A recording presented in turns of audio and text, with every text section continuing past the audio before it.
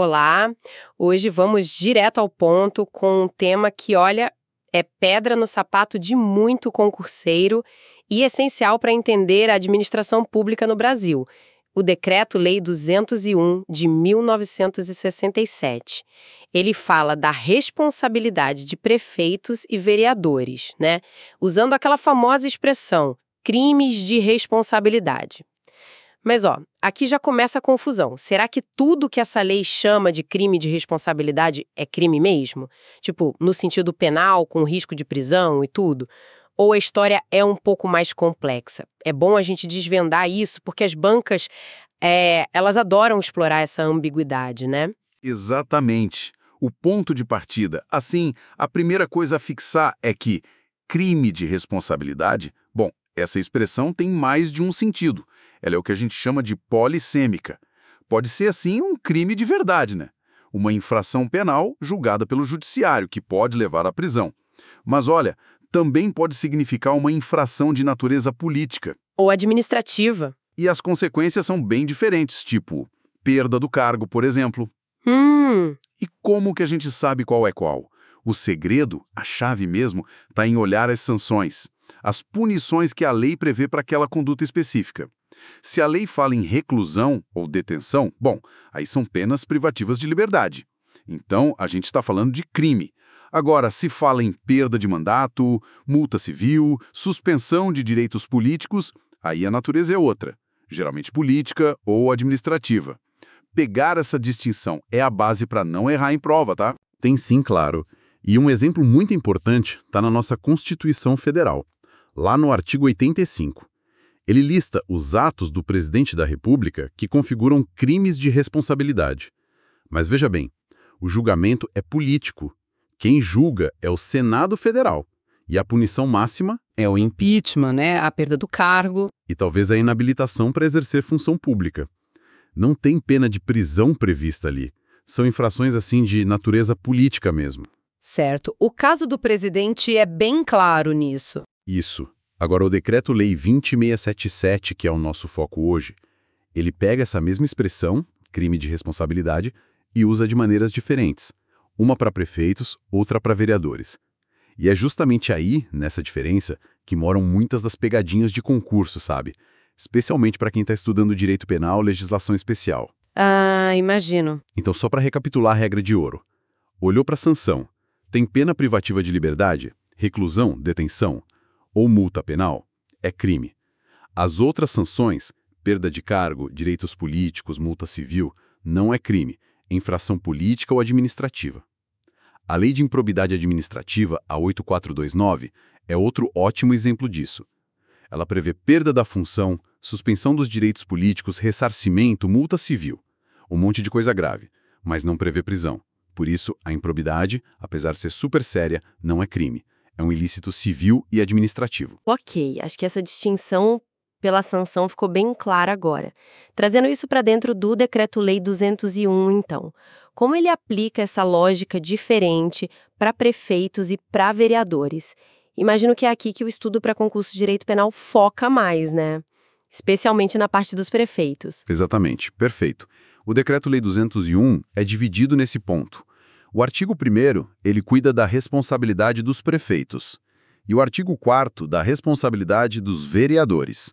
E a diferença fundamental, assim, aquela que precisa estar na ponta da língua para qualquer prova, é essa aqui, ó. Artigo 1º, dos prefeitos. Esse artigo define infrações penais de verdade. As condutas que estão lá nos 23 incisos são consideradas crimes, com previsão de pena privativa de liberdade, seja reclusão ou detenção. Então, o artigo 1º é matéria obrigatória e de alta relevância para quem estuda direito penal para concurso, tem que saber. Ok, artigo 1º é o foco penal. Isso. Agora, o artigo 4º dos vereadores. Esse artigo fala de infrações político-administrativas. Embora a lei, às vezes, use o termo crime de responsabilidade de forma mais genérica para eles também, tem que ter atenção. As sanções previstas para os vereadores ali são a cassação do mandato e outras coisas de natureza administrativa. O julgamento é feito pela própria Câmara Municipal. É um processo político, ou seja, não são crimes no sentido penal, Por isso, o artigo 4º geralmente não é aprofundado em provas de legislação penal especial. O foco total para o direito penal é o artigo 1º, sem dúvida. Perfeito. Então, o recado para quem está aí na batalha dos concursos é claro. Quando o assunto é DL 201 e direito penal, a mira tem que estar cravada no artigo 1º, nos crimes dos prefeitos. Vamos então mergulhar nesse artigo. São muitos incisos, né? Mais de 20. Quais deles são os, digamos, os queridinhos das bancas, aqueles que mais costumam aparecer nas provas? Assim, sem sombra de dúvida, os incisos I e I do artigo 1º são os campeões. São os que mais caem. Eles descrevem as condutas mais graves e, claro, por isso têm as penas mais altas do decreto-lei. Reclusão de 2 a 12 anos. É pena alta. Os outros incisos, que vão do 3 até o 23, prevêem penas mais leves, detenção, de 3 meses a 3 anos. Eles também podem cair, óbvio, mas a frequência e a complexidade das questões sobre os incisos I e I são bem maiores. Ok, então vamos começar pelo inciso 1. Apropriar-se de bens ou rendas públicas ou desviá-los em proveito próprio ou alheio. Isso, olha, imediatamente me remete ao crime de peculato, lá do artigo 312 do Código Penal.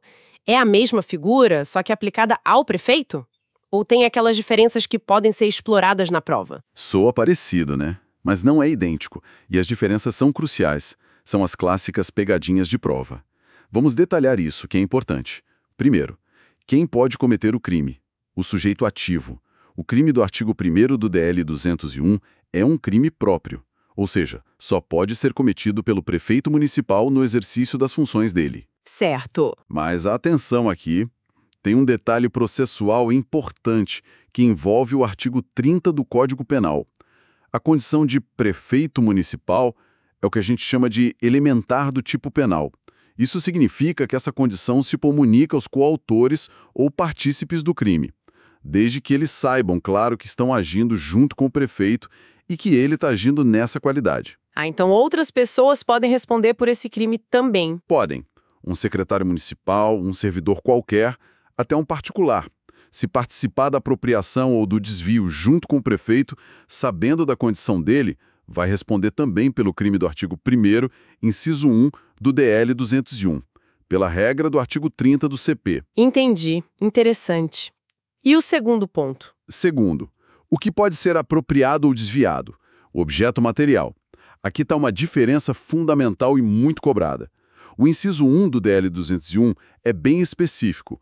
O objeto do crime são exclusivamente bens ou rendas públicas. Só públicas. Isso, só públicas.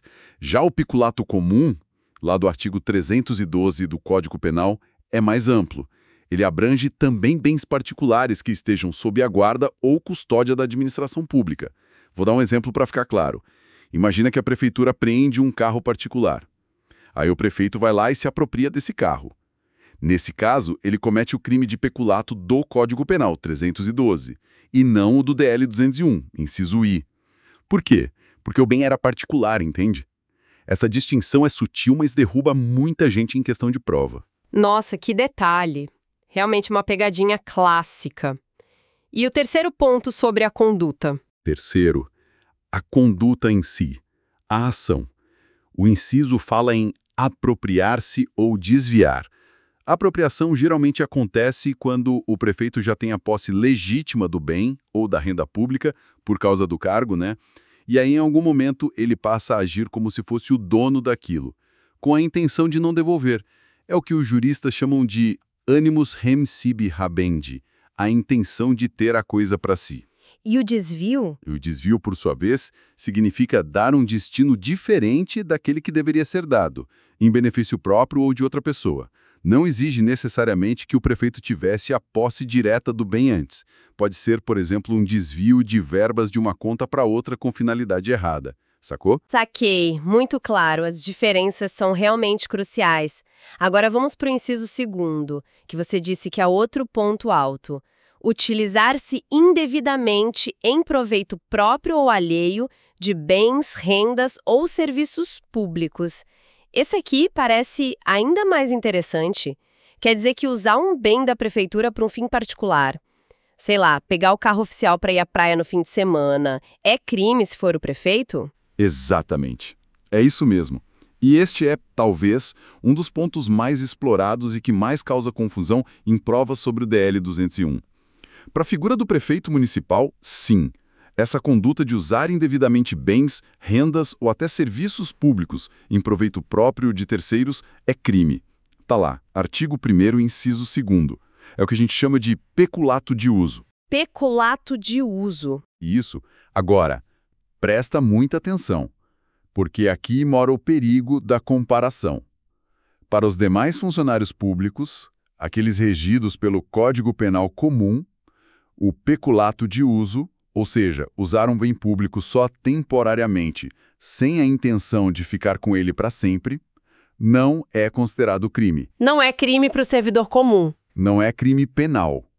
Pode ser um ato de improbidade administrativa, sim. Pode levar a sanções cíveis, administrativas, tipo demissão, multa, mas não é um ilícito penal, segundo o Código Penal. Que diferença! É uma diferença enorme. O exemplo do carro oficial para viagem de fim de semana é perfeito para a gente ver isso. Se quem faz isso é o prefeito, ou alguém junto com ele, sabendo da condição e da finalidade, a gente está diante do crime do DL 201, artigo 1º, inciso 2º. Agora, se um outro servidor qualquer, sei lá, um motorista, um secretário, sem o envolvimento do prefeito, fizer exatamente a mesma coisa, usar o carro oficial para fins particulares, essa conduta por si só não vai ser crime perante o Código Penal. Vai ser um ilícito administrativo, talvez improbidade, mas não crime. Essa especificidade do DL 201, que criminaliza o peculato de uso só para o prefeito e quem age com ele, é um prato cheio para as bancas testarem o conhecimento do candidato sobre as leis especiais. Fica ligado nisso. Nossa, anotadíssimo. Peculato de uso só é crime para o prefeito no DL 201. Exatamente. E para fechar esse ponto com chave de ouro, é indispensável mencionar a súmula 164 do STJ, o Superior Tribunal de Justiça. Ela diz basicamente que o prefeito municipal, após a extinção do mandato, continua sujeito a processo pelos crimes previstos no artigo 1º do DECRE 2197. Ah, então mesmo depois de deixar o cargo ele responde. Responde. Isso é super relevante aqui no peculato de uso, que só existe como crime no DL 201. A súmula garante que o prefeito não escapa da responsabilidade penal só porque o mandato acabou.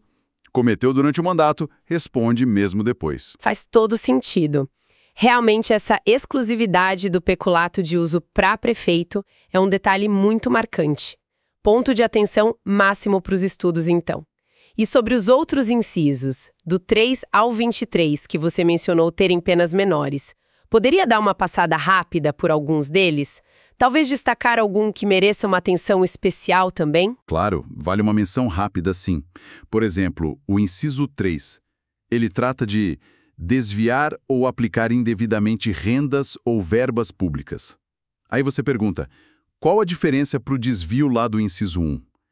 Aqui no inciso 3, o desvio ou a aplicação indevida não visa um benefício direto, próprio ou de terceiro. A questão é dar à verba pública uma finalidade diferente daquela prevista em lei, mesmo que seja outra finalidade pública. Ah, tipo usar a verba da saúde para outra coisa pública? Exatamente.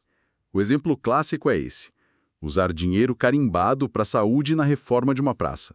A finalidade da praça é pública, ok? Mas a verba da saúde foi aplicada indevidamente, fora do que a lei determinava. Isso é crime do inciso 3. Tem também o inciso 14, que pune o prefeito por negar execução à lei federal, estadual ou municipal, ou deixar de cumprir ordem judicial. E tem que ser sem dar o motivo da recusa ou da impossibilidade, por escrito, para a autoridade competente. É uma espécie de crime de desobediência qualificado só para o prefeito. Entendi. E tem vários outros ligados à gestão financeira, orçamentária, administrativa, tipo contrair empréstimo sem autorização da Câmara, deixar de apresentar as contas anuais, que é um crime omissivo próprio, ele se consuma pela simples omissão, ordenar despesas não autorizadas por lei, ou até o inciso X, que fala em adquirir bens ou realizar serviços e obras sem concorrência ou coleta de preços. Esse inciso gera um debate, né, sobre se ele foi revogado ou não pela nova lei de licitações, a 14.133. Ah, sempre tem esses debates. Sempre, mas formalmente ele ainda está lá. O importante é saber que são todos crimes, embora com penas mais brandas, detenção de 3 meses a 3 anos e, claro, menor cobrança em prova se a gente comparar com os incisos 1 e 2. Entendido, cobrimos bem os crimes em si, mas para quem está estudando para concurso, a parte processual também é fundamental, né? Quais são os pontos-chave sobre o processo de julgamento desses crimes do artigo 1º que, assim, não podem passar despercebidos? Excelente ponto. A parte processual é cheia de detalhes importantes para a prova. Vamos listar os essenciais aqui para ninguém esquecer. Primeiro, competência para julgamento. Prefeito em exercício tem foro por prerrogativa de função, o famoso foro privilegiado. Se o crime for de competência da Justiça Estadual, que é a maioria dos casos, ele vai ser julgado pelo Tribunal de Justiça, o TJ do Estado. Agora, se o crime envolver verbas ou interesses federais, aí é a competência da Justiça Federal, e ele vai ser julgado pelo Tribunal Regional Federal, o TRF da região. Isso está tranquilo, pacificado pela súmula 702 do STF. Certo, TJ ou TRF, dependendo do caso. E se ele não for mais prefeito? Boa pergunta. Atenção aqui. Essa prerrogativa de foro só vale enquanto ele é prefeito. Assim que termina o mandato, o ex-prefeito perde o foro. E aí ele passa a ser julgado pela primeira instância, pelo juiz singular, seja estadual ou federal. Ah, ok. Perdeu o cargo, perdeu o foro. Exato. Segundo ponto processual importante. O procedimento, o DL 21, tem uma particularidade. Antes de o juiz decidir se recebe ou rejeita a denúncia do Ministério Público, o prefeito acusado tem direito a apresentar uma defesa prévia.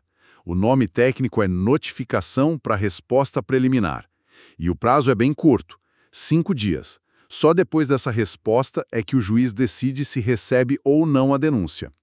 É um diferencial importante do procedimento comum. 5 dias antes do recebimento? Curto mesmo. Terceiro ponto. Coautoria e participação. Só reforçando o que a gente já falou. Como ser prefeito é elementar do crime, essa condição se comunica aos coautores de partícipes, desde que eles saibam dessa condição, claro. Aplica o artigo 30 do Código Penal. Isso cai bastante. Comunicação das elementares, certo? Quarto, elemento subjetivo. Todos, absolutamente todos os crimes do artigo 1º do DL 21 são punidos exclusivamente a título de dolo. Tem que ter a intenção. Não existe modalidade culposa por imprudência, negligência ou imperícia para nenhum deles. Só dolo. Nenhuma hipótese de culpa. Nenhuma. Quinto, ação penal.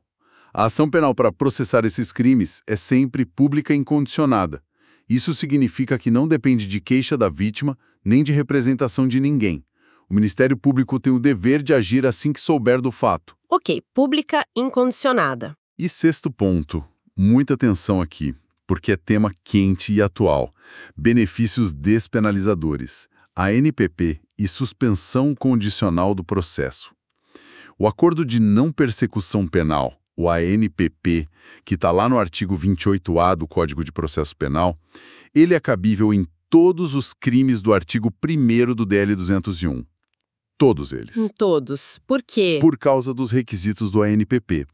Precisa ter pena mínima inferior a 4 anos e o crime não pode ter sido cometido com violência ou grave ameaça. Vamos ver. Nos incisos 1 e 2, a pena mínima é de 2 anos de reclusão, inferior a 4. Nos demais incisos, do 3 ao 23, a pena mínima é de 3 meses de detenção, também inferior a 4. E nenhum desses crimes envolve violência ou grave ameaça contra a pessoa. Portanto, o ANPP é possível em todos eles. Entendi a lógica para o ANPP. E a suspensão condicional do processo? Aí a história muda. A suspensão condicional do processo, o famoso sursis processual, do artigo 89 da Lei 9.099/95, essa só é cabível para os crimes dos incisos 3 a 23. Só para esses. Por quê? Porque o requisito dela é que a pena mínima seja igual ou inferior a 1 ano. Isso só acontece nesses incisos, onde a pena mínima é de 3 meses. Nos incisos 1 e 2, lembra, A pena mínima é de 2 anos, maior que 1 ano. Então não cabe suspensão condicional do processo para eles. Nossa, que diferença importante. A NPP para todos, suspensão só para os de pena menor. Exatamente. Essa diferença de cabimento entre a NPP e sursis processual é um ponto que as bancas adoram cobrar. Tem que saber. Com certeza. E por último, só para martelar mais uma vez, a súmula 164 da STJ. A responsabilidade penal do prefeito pelos crimes do DL 201 não acaba com o fim do mandato. Ele continua respondendo. Uau, olha, essa análise foi realmente profunda e cheia de detalhes cruciais, né? Ficou muito claro que dominar o Decreto-Lei 201 não é só decorar artigo, é entender as lógicas por trás dele. Essa distinção entre responsabilidade penal, lá no artigo 1º para os prefeitos, e a político-administrativa, no artigo 4º para os vereadores, as particularidades dos crimes em relação ao Código Penal, especialmente essa figura única do peculato de uso só para o prefeito, e todos esses detalhes processuais de competência, NPP, sursis, são conhecimentos que, nossa, realmente podem definir a aprovação num concurso, né? Exatamente, o objetivo é esse mesmo, ir além da leitura seca da lei. É compreender essas nuances, as diferenças de tratamento, os pontos de conexão com o Código Penal, com o processo penal, as súmulas que se aplicam. São esses detalhes que as bancas exploram para separar quem realmente estudou de quem só passou o olho. E, saindo um pouquinho do foco exclusivo da prova, fica uma reflexão interessante, né? Por que será que a lei decidiu criminalizar o peculato de uso especificamente para o prefeito, criando um tipo penal que não existe de forma geral para os outros servidores? Isso talvez nos diga algo sobre o nível de exigência, de probidade, de responsabilidade que o legislador quis atribuir especificamente à figura do chefe do executivo municipal. Qual será a mensagem por trás dessa diferenciação legal tão específica? Fica aí para a gente pensar. Excelente ponto para pensarmos. A legislação, às vezes, nos conta histórias sobre a importância que a gente dá a certas funções, né? Bom, esperamos que esta nossa conversa detalhada sobre o Decreto-Lei 20.167 tenha sido útil e esclarecedora para quem está nos estudos. Muito obrigada pela aula. Eu que agradeço a oportunidade. E até a próxima.